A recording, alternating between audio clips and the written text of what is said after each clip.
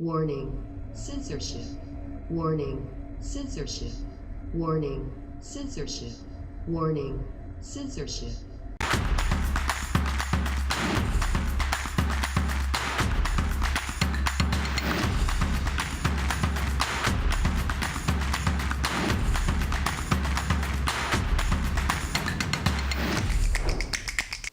Good afternoon, ladies and gentlemen, and welcome to the Rebel News live stream on this, a Tuesday, April 5th, 2022. I'm David Menzies, and my co-host, well, let me tell you a little bit about my co-host. Do you know, folks, this is National First Contact Day, and my pal always has her phaser set on fun. See what I did there? She is always looking super duper behind the wheel of her Mini Cooper. She is the Khaleesi of Leslieville. She is Natasha Biazzi. How you doing there, my friend? You know, I'm doing all right. Every time you give me that wonderful intro, I just feel like I'm ready to take on the world and fight globalism. So thank you for that. Yes, that is a anti-globalism introduction for sure. It sure is. Now, normally, my dear friend, the Khaleesi of the Khaleesi's, Sheila Gunn Reid, is in this space at this time, but she's covering some special court proceedings regarding the Alberta necromancer. I love how Sheila refers to Dina Henshaw, the Alberta Health Services head honcho. So that is very important, and we don't want to miss a word of her testimony. So thank you so much, Natasha, for filling in. And at this time, usually Sheila tells the folks what it is we're trying to do and why we might have to. Oh, no, we'll definitely have to say goodbye. Yes, we will, yeah. Because our very own City of Toronto necromancer, she's going on about masks again already. My goodness gracious, the mandate just ended on March 21st. It hasn't been that long. Like so, 2 weeks? Yeah. Are you kidding me? Yeah, we'll definitely get there. Yeah. We'll get there. But right now we are streaming on YouTube, Rumble, Getter, Super U, and Odyssey. So be sure to send in your chats as well, because we will be reading those throughout the show. But as my colleague David Menzies has said, we will be jumping off of YouTube. So be sure to click the link in the description. We'll let you know when to go and join us on Rumble or elsewhere. So. Yes, and like Natasha said, folks, well, as much as we appreciate the coverage we get on YouTube, more than 1.5 million subscribers, the fact is the people in Silicon Valley, they are censorious thugs. There's no other way to put it. And if you don't play by their rules, well, listen, they've already demonetized us for no valid reason, and that's the truth. And we don't want to be deplatformed. In fact, sometimes it's hard to believe we're still on YouTube. But so that's the high wire that we're walking. We like the coverage. We don't necessarily like their rules and their political ideology, especially given that they're based in the land of the First Amendment. You know, that little freedom of speech thingy. What's that? Yeah, I know. Well, actually, to tell you the truth, I think these people running the Silicon Valley tech giants, Natasha, they probably find the U.S. Constitution and the Bill of Rights to be repugnant documents. Yeah, it's a bit inconvenient for them, I think. Yeah. Well, maybe we should talk about Elon Musk then. Absolutely. I think that's a great segue. Yeah, let's talk about it. And Adam and I did talk about this yesterday, too. First of all, we see Elon Musk joining Twitter's board of directors. And I don't know if this was a joke or not, but I heard the emails going towards Mr. Musk from people at the Twitter company were already, please don't fire me. Please don't embrace our very own cancel culture. And I think some people even resigned because they don't align with him, I guess. I don't know if it's politically or socially, but like these people were like, oh my gosh, Elon. You know, he's just being established on the board of directors. You don't know what he stands for or where he's going to take the company. And Natasha, for them to resign, I guess he's this giant trigger warning. It's kind of funny because, you know, you'd think they're on board with Elon Musk. I mean, the Tesla is an electric car. I thought the left is all about electric cars. And so he's down with that revolution. but maybe he has some right of center opinions, like, oh, I don't know, embracing freedom of speech. You know? So here's my question to you, Natasha. What do you think Elon Musk's unspoken strategy is here? Is he out to save free speech, or could this be, I mean, Elon Musk is a businessman. Twitter stock is up today because of this announcement. What is going on here?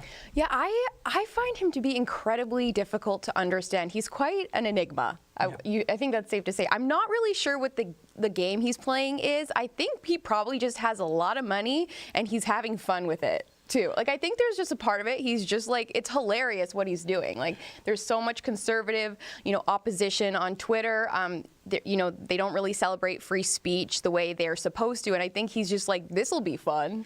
You might be right. I mean, we all dream, I think, if we win Lotto Max, let's call it FU money, right? That we have so many tens of millions of dollars that we don't care what people think. That's why my first purchase, folks, if I ever did win Mega Millions, would be a Batmobile. Yeah, I'd be driving around town like Hogtown's Cape Crusader. I call first dibs on the first ride, everyone. You heard it here first. Will you wear a Robin costume? Yes, I will. I think you would look dapper in a Robin costume. Thank you so much. Thank you.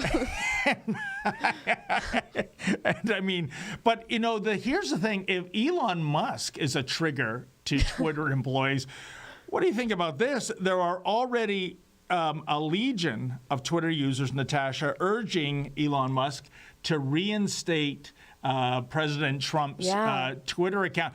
Man, you might see a mass exodus, and that's a good thing, of the woke soy boy contingent at Twitter. Let's see that happen. First of all, I'll say this.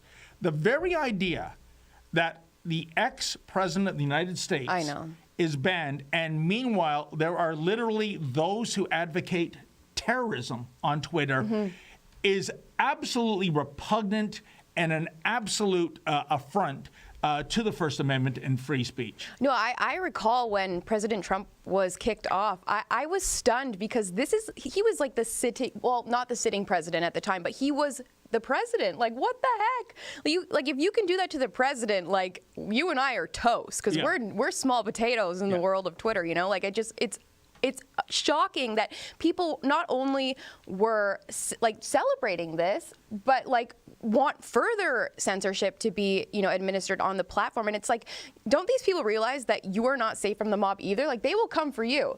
There's no safe space if we're going to just cancel the president of the United States. You're 100% right. I mean, it's also an affront to those who subscribe to classical liberalism when you're all about freedom of speech and expression and press. And liberalism today, it's being co-opted by ultra-progressives and I would even say Marxists. Yeah.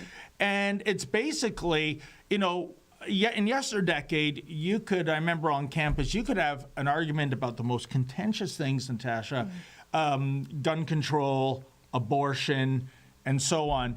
And after the debate's over, you'd go to the pub and everybody would have a beer and life goes on. Now you say an opinion that goes against the PC woke grain and you are to be canceled. Yeah. You are to be shut down. How does anyone think that's a good thing? How did liberalism morph into this Orwellian mindset where it's one approved opinion only, and if you do not subscribe to it, you are canceled, as in forever? Yeah, and it's kind of funny because it's like, do these people not realize they have sins as well? I'm sure if someone went digging back into their background, they would find something on them as well. So you're never safe from the cancellation. So just let people be, I think, is what we really need to start doing. Well, and also, whatever happened to second chances? Yeah. In Canada, first-degree murder, maximum sentence 25 years, and you're going to be released. Yeah. And we believe in giving a person, even one who deliberately took the life of another person, Natasha, a second chance. Right. He's been rehabilitated. He's done his time. Isn't it amazing? You can commit the ultimate egregious sin, which is taking a life, and you get a second chance. But if you are guilty of wrong speak, wrong thought, you're in the penalty box forever. Yeah. unless you're an elitist, then you're exempt from everything. But what are your thoughts on people suggesting Elon Musk start his own social media platform? Because although Twitter is kind of a progressive hellhole, I like going on there and being exposed to different ideas. I think to your point, the conversation is not as healthy anymore, but it's still nice to see that there are these nut jobs on Twitter. It's entertainment at the very least. So do you find that like when these conservatives create these more conservative-minded platforms that it's kind of just becomes an echo chamber when we're not able to facilitate discussion? Well, you know what? Maybe he can do both, Natasha. That's a good point. He can take over Twitter. Oh, what a dream that would be. I'm sure it would be far less restrictive, especially for those with right-of-center opinions. Yeah. And he could also have his other platforms. Certainly, he's got the do-re-mi to do so. I mean, as I mentioned, Adam, what I find so despicable about the Silicon Valley tech giants, if you go back about 15 years ago or so when they started up, I'm talking Facebook and Twitter and YouTube, it was really bait and switch, wasn't it? It was come one, come all. This is the Wild West of free speech. Once they gained critical mass, because think about where were the likes of Facebook and YouTube and Twitter when you first heard those words? I mean, YouTube, Facebook. I mean, like, what's that? Well, now they're household names. And since they became household names, it became like this, Natasha, you, out, we don't like your opinions. So they actually reached out to everybody. They got free content. Imagine that. And then they decided they would devolve into censorious thugs. I'm just saying it's bait and switch. I don't think it's fair. No. I don't think it's just. And if Elon Musk can be a voice for change at Twitter, at least, well, we'll see where it goes from there. Yeah, I welcome it. It, definitely. I do too. Maybe. Sorry. Okay, then. I see also on our, isn't this interesting? Yes, this is a fun one. BLM, Black Lives Matter, secretly used $6 million in donations. Sorry, how much? 6 million. Is it 6 million? No. Or it is. It's 6 million. It's dollars or pounds? No, it is because I know it's from the Daily Mail. It is indeed $6 million. That would be U.S. dollars. What's that, about 140 million Canadian dollars? Probably something around there. Yeah. I don't know how the Canadian peso is doing these days. But what did they use that money for? Well, it was to buy a 6,500 square foot mansion in Southern California. Oh, look, it has parking for 20 cars. I'm sure they're all plug-in electric and hybrid cars. The first thing that springs to mind, Natasha, Black Lives Matter, if you research this organization, this is indeed a Marxist organization. Yes, so yeah. But again, we see that Marxism, it ain't for the Marxists, is it? No, definitely not. My favorite part about this whole, situation is that they're trying to justify it, saying they're going to be using it for like influencer housing or like a safe space for people, and then they're going to be doing like production to create like content. And so it's like, really, you needed a $6 million house to do that? Buy some office space, like heller. Well, you're absolutely right. I mean, I look no further than here at Rebel News. Exactly. I mean, if you already looked at our office space, folks, it is the definition of an industrial bunker. I mean, it is so nondescript. But we can, thanks to our technical wizards behind the boards like Olivia and Efron and all the rest, Natasha, we can do production values that make us look as good or as better as the multi-billion-dollar CBC. Yeah. Such as the way technology has evolved and has come down in cost. So it certainly doesn't need to cost $6 million. Yeah. So where's the mansion part coming in? They could, and to think these are, donor dollars. Yeah. Did the people donating that money realize it was going to a Southern California mansion?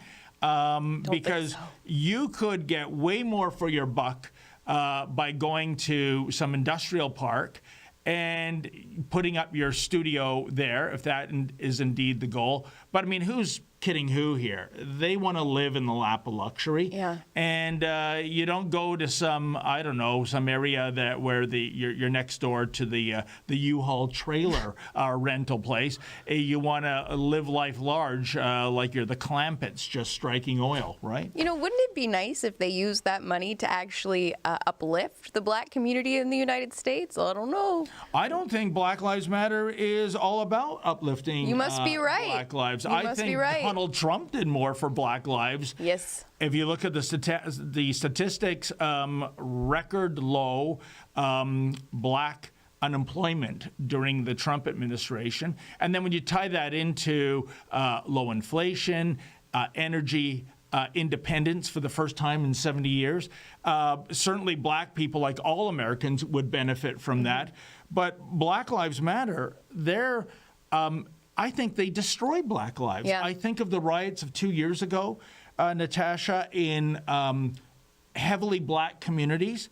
How does burning to the ground a mom-pa dry cleaning facility or a convenience store that is owned and operated by black people, how is that making a statement in terms of racial justice? Yeah, it's egregious. And I mean, even just their mandate about how they want to denuclearize the family. I mean, the family is the bedrock for a functioning society. We know that fatherlessness is a huge issue in the black community in the United States, and yet they want to further push these people into poverty it's insane how people can't see through this, but you know, got to put that black square in your Instagram, okay, or else you're a bigot. No, and even speaking about fatherlessness in the black community, which is a big deal, might be as high as 70%. I'm trying to think of the last. It's very high.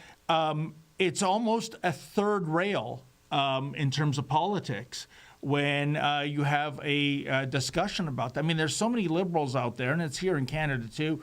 Their answer to for the black community and for those areas that have a higher black percentage, which have also a higher crime rate, is something that I find insulting, which is, let's just put up more basketball courts. Ugh. Yeah, just toss them a basketball. That'll keep them busy. But they actually mean that. They actually think that a prevalence of basketball courts has something to do with lowering crime and being a Band-Aid solution, I guess, to the fact that there's no father in the house. No, and you put that perfectly. I was just going to say, that's the thing about these progressives and these Democrats. Everything they do is about a Band-Aid solution. They don't really, because they, at the end of the day, they want people to rely on them forever. They want them. It's just this horrible cyclical thing that's never going to end because they have voters for life now. You are 100% right. It's devastating. So, you know, we should. Do we have anyone in California that can pay a visit to that mansion? You know, if anyone has a private jet, we'll go. Yeah. So please. But what do you want to bet? Without delving too much into it, what do you want to bet that this is going to be like a gated mansion? Oh, yeah. You know, the idea that you're the Avon lady or some kid on Halloween trick-or-treating, you ain't getting anywhere near the front door. For $6 million, it better have a gate.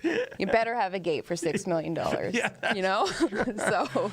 But, you know, going from one egregious thing to another, yes. I see, well, what do you know? Prolific children's author J.K. Rowling is facing death threats from who? Oh, it can't be. This has to be a misprint.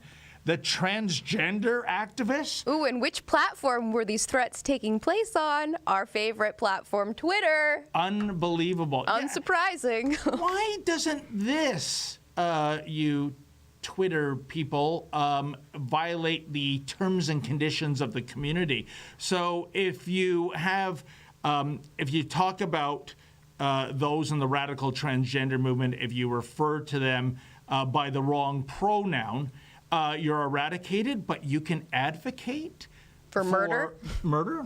And Yep. I thought, isn't this part of the community, Natasha? Guidelines? Well, but also, don't these folks, aren't they all about love trumps hate? But if you disagree with them, we're going to put a magnum to your head and blow your brains out. I mean, this is just outrageous. It is. And I guess apparently this one clip that I think that this article is based off of was eventually removed. But originally, I think when it was reported, they said that it did not like offend community guidelines at all. So should we play the clip? Oh, please. Yeah, let's do it. No, sorry. Yeah, we're just going to see if we can play this clip for y'all. But as Olivia looks for it, J.K. Rowling and women like her, they're referred to as TERFs. yes. What does that mean again? So, as some of you may know, I'm the co-host of Misunderstood with Catherine Kozanowski. We actually talk about this a lot, and we are apparently also TERFs. So we've learned a lot about this recently. So trans exclusionary radical feminists. Okay, so this is when you believe in biology and you respect biology, that's usually when they deem you a TERF. You know, isn't this amazing, especially in the context of Leah Thomas? You know, this is a biological male who is at best a mediocre swimmer in the men's division. He pretends he's a female now, and he wipes the pool with the biological females. In some circles, you can't even call him a he, which he is. You can't even refer to, the elephant in the room, that this is a male who, thanks to muscle mass, cardiovascular capacity, and so on, has an inherent disadvantage against real biological females. That the fact that 'twas ever thus in sports, male and female separate divisions except for equestrian and auto racing. You might be a TERF. I guess might I'm be a going down TERF. that route. But the point I'm trying to make here, Natasha, is when it comes to climate change, when it comes to the coronavirus, how often do we hear the phrase, follow the science? Follow the science. You're a denier. You're a climate denier. You're a COVID denier. And yet when it comes to biology, because that guy is a dude, as Austin Powers once said, that's no woman, that's a man. You are suddenly not a denier, but you are a hater. And suddenly science, at least when it comes to biology 101, that goes out the window. I think this is a despicable double standard. It is. It absolutely is. And we talk about this on the show a lot. You must be a really big fan because you basically took the words right out of my mouth. No, it's horrible. And I mean, not even just sports, but let's talk about other female spaces too, like prisons. If you identify as a woman and you go into a women's prison and you attack or harm another woman, it's considered women on women crime. Yep. How is that okay? How is any sane woman okay with that? It's evil. This is completely evil, and it's an erasure of women. And I'm mad. Well, I don't want to be repetitive, but I can tell you last year, and we spoke about this yesterday, Adam and I went down to the female penitentiary in Kitchener, Ontario. There was a protest about this very thing. The policy right now, thanks to Justin Trudeau, folks, here's your feminist in action. A prisoner merely has to say, I identify as female. No operation, no slicing and dicing the genitals, no hormone shots, voila. And they go to a female penitentiary. And it's so insane that one of the ex-cons, a female one, a biological female one, said to me that if you misgender your cellmate, if you call a he, you can face some time in solitary. And yet, this is just an egregious situation. I got to tell you, I don't know. Shall we play a clip of that too? Because yes. The prison guards were more concerned about me interviewing someone on the prison grounds. And by the prison grounds, I don't mean at their door, folks. I mean just on a grassy berm, just so we could get the sign of the institution in camera lens. They were more concerned about that than they were about males. And I'm talking muscular males pretending they're females. And at one point, even called the police. And just while you see what a police officer, Sergeant Hand of the Waterloo Regional Police, had to say to me. Can we roll that? Oh, I can't wait.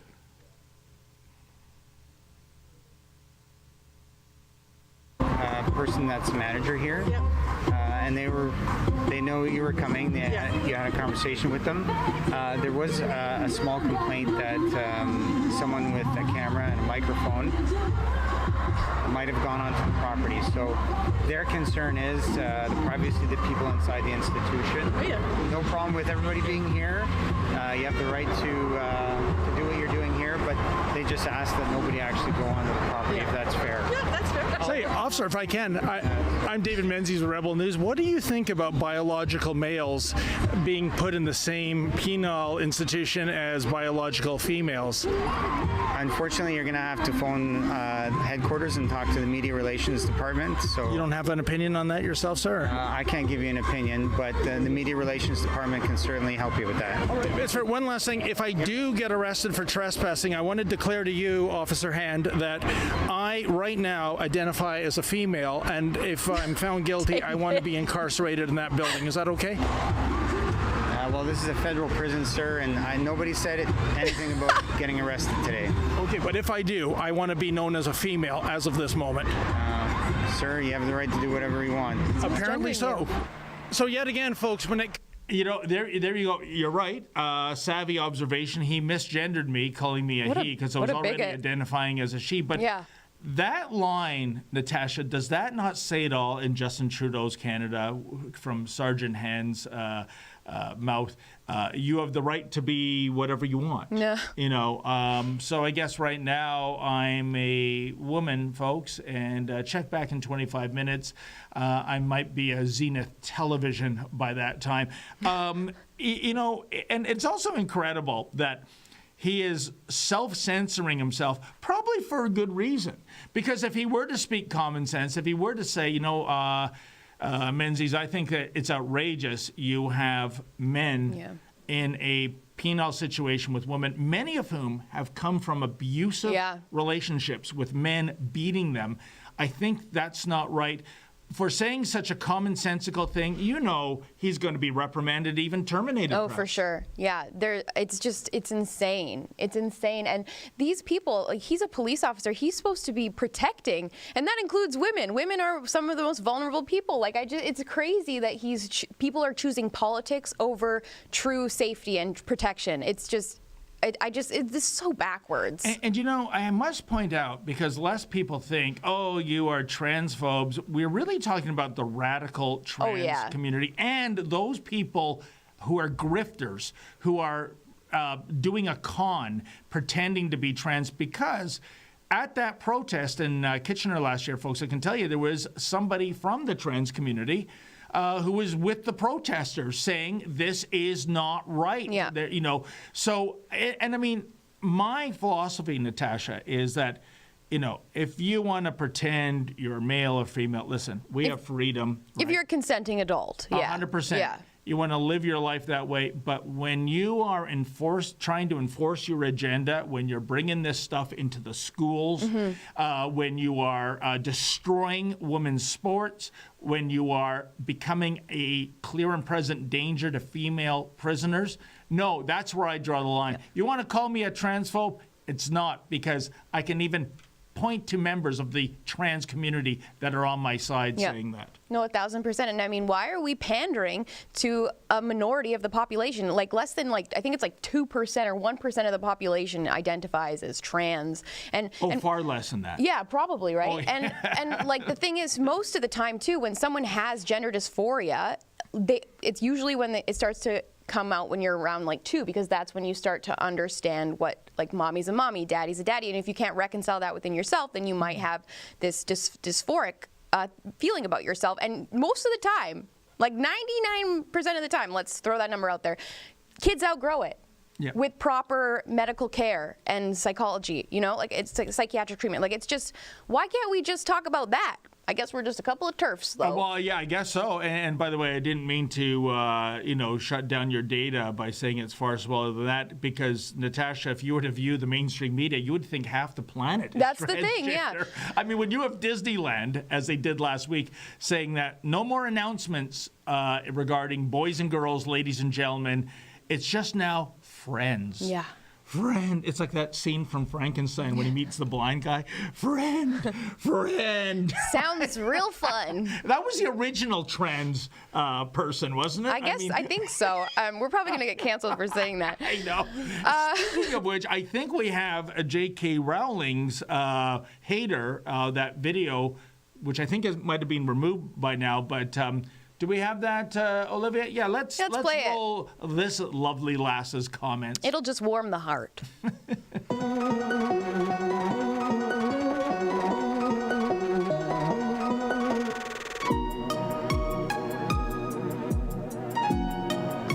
just so tired. I'm so done with this shit. I never want to go outside. Ever again. Cheats a bucket, voice bound to wire. Where nobody listens and even less pray. Where devils dance with deliberate investments and every promoter says it's pay to play. If I cast my net past the butterflies, what will that net be worth? If the best thing I can give my pussy is a new name, can I still get birth? Can I still search for the right hurt and a left brain as I kill Turks with a left hook? Now I feel worse. JK, hope you fit in the hearse, bitch. I'm bigger than a whole cinematic universe, bitch. Kick all the way the tech off my man's balls are in your bitch. I know you. Oh my gosh. Oh, Romeo, wherefore art thou? By the way, is That was cute. male to female or female to male? I don't know, David. You're such a turf. I'll tell you, in Saturday Night Live, before it got woke, back in the, I guess, 80s, 90s, you had a character called Pat, and it was this ongoing joke. Nobody could figure out the gender of Pat. And Pat itself, of course, could be Patrick or Patricia. And so I'm really not trying to be funny here, but I don't know when it comes to who's who in the zoo what that is. It calls herself the Little Mermaid. By the way, isn't that a little... gender phobic too? Mermaid, shouldn't it be person? It should be gender neutral. You're absolutely right. Yeah, but she's more like Captain Hook. She says in her lyrics that she wants to stick a, This is amazing. And do we know, was that voluntarily taken down or? I think it was removed. Okay. I think Twitter finally removed it after some complaints, but. Do you think it's crazy that these people actually do garner support though? People are probably so stunning, so brave, and here this person is literally threatening someone for saying that biology is real. What? It is despicable, and I'll tell you, when it comes to J.K. Rowling, you know what? Wow, she's really finding out the hard way, isn't she? Yep. Who her friends are. Because a lot of the cast members, the stars of the Harry Potter films, who, if they weren't cast in the Harry Potter films, are probably working at restaurants as waiters and waitresses right now. They're disassociating themselves from J.K. Rowling. What a bunch of ingrates. What a bunch of losers. I know, and people are, I've seen a lot of other articles even about people trying to imagine the world of Harry Potter without the author. Without the author, it doesn't exist, dude. It's insane. And J.K. Rowling, what an incredible success story. Yeah. She was on social assistance at one point, and must be worth hundreds of millions, I would assume, if not $1 billion maybe. So, but the fact that those stars of those films are turning on her, and like you said, you know what? We really dig Harry Potter, the narrative and all that, and the books, man, but we kind of wish it was written by somebody else. Does that make sense? That is just absolutely incredible. So there you go. Part of the transgender activist mafia.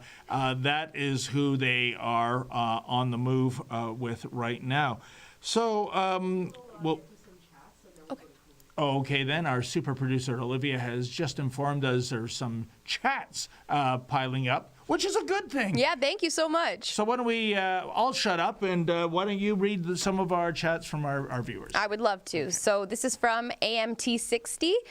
With censorship bills being pushed by the libs, and it's a possibility Canadians may be prevented from visiting Rumble or Rebel sites, do you think getting a VPN would help since it can hide IP addresses? My tech savviness is horrible. What? He's the manager of IT at Rebel. Oh yeah, don't ever say that. So I'm not sure about the technical wizardry, but I would like to ask somebody who does know and can inform me. But this Bill C-11, I can tell you, it's going to face legal challenges for sure. This is an egregious censorship bill in which they're going to censor the internet, and it's based on hurtful things. So I guess, in theory, Natasha, if I did a video where I said, I hate strawberries, and I don't. I actually like that fruit. I imagine the Strawberry Farmers Association, or whatever it's called, could post a complaint and have that stricken down. That's how widespread it is. Yeah. And I just wonder, here's my question to you. In addition to the technical way of getting around it, in addition to the court challenges that will surely follow in the months and years ahead. Do you think, Natasha, that Joe and Jane, average Canadian, are hip about what's going on, especially the way in which the Liberals are selling this bill?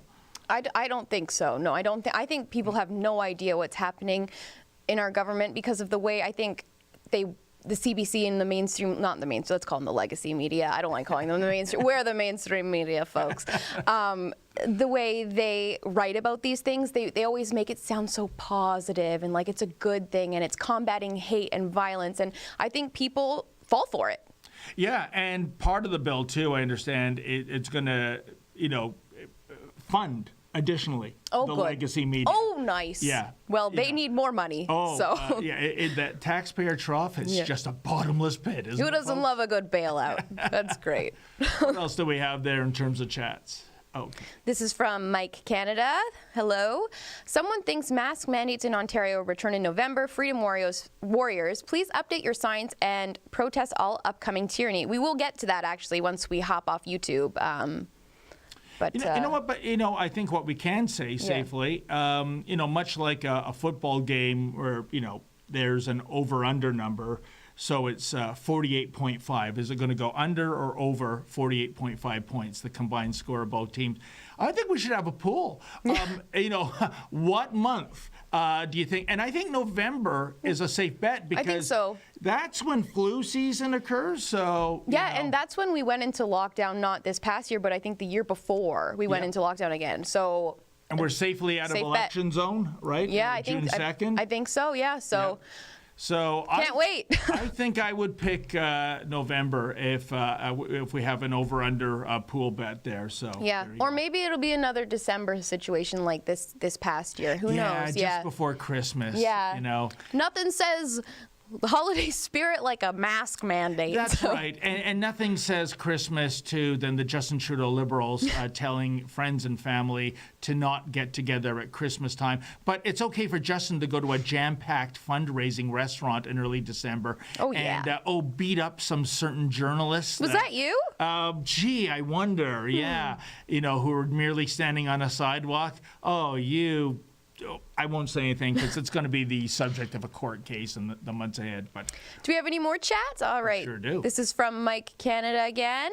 People must protest digital ID. If it's enforced, then imagine going to a gas station to show the attendant the ID only to find your info is leaked and that you can't buy gas because the government said so. Geez, I wonder if they can just graft the digital ID onto my Petro Points card. That'd be convenient. It'd be a little more convenient, yeah. No, but I digress. No, certainly I'm no fan of digital IDs. And we just went through, I think, a trial run with the QR codes, didn't we? Yeah, absolutely. And I know that, we can liken Canada to China, but this is really taking it just one step too far, I think. And you know what the saddest thing of all, Natasha, is that you don't need the government to mandate these mandates. And by that I mean, and I talked about this with Adam, he was booking tickets via Ticketmaster for a concert. Guess what? You need your QR code, even though that's been turfed. Right. I spoke 2 weeks ago, or last week, I think it was. I went. It was a comic book store in Toronto, folks, called Harry Tarantula, and I walked in, and the guys behind the counter were almost screaming, "Where's my mask?" Even though the mask mandate ended in March 21st, and here again, when I said, well, it's no longer a requirement. Our chief medical health officer Kieran Moore, eradicated that. You've always said follow the science. And what they said is, well, our owner thinks that based on the health and safety of staff and customers, we still want masks. Now, listen, I'm sure that owner knows a lot about the comic book business, and I'm sure Harry Tarantula is a fantastic store, even though they certainly don't want my business, and I had to leave. But how is a comic book store owner a professor of virology? I don't know. Maybe they read a couple Spider-Mans and they're like, there it is. I don't know. I don't know how people justify it. It's shocking that people don't want to be free. Maybe you're onto something there. And wouldn't the real world, folks, Natasha, wouldn't it be great if it was like the comic book world? I mean, the idea of a radioactive spider biting me and I get all these superpowers. Instead, what would happen in real life, I think, is a radioactive spider bites you and you get cancer and you slowly die painfully. All right, let's lighten things up. Woo! Okay. Okay, great. So we're going to jump off YouTube so we can stop censoring ourselves about COVID-19. So if you are currently on YouTube, click the link in the description to go on to Rumble, Super U, Odyssey, Getter, and we will see you over there. And don't forget to send in your chats because we will continue to read them. And thank you to everyone who has submitted and donated. We really appreciate it. We sure do. Yes. Are we in the clear? Yes.